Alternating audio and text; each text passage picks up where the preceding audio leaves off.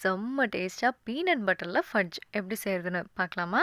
இதுக்கு double boiling method use பண்ண போறோம்.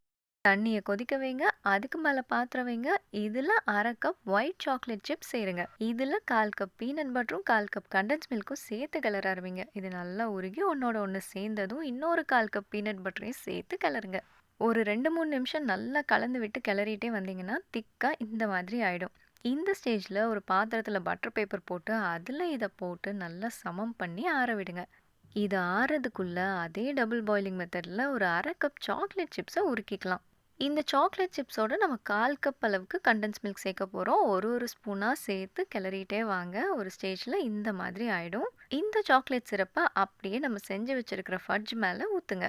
அதை நல்லா சமம் பண்ணி ஃப்ரீசர்ல 2 மணி நேரம் வைக்கணும். 2 மணி நேரம் கழிச்சு இது கெட்டியானதும் வெளியில எடுத்தீங்கன்னா செம்ம டேஸ்டான பீனட் பட்டர் ஃபட்ஜ் ரெடி.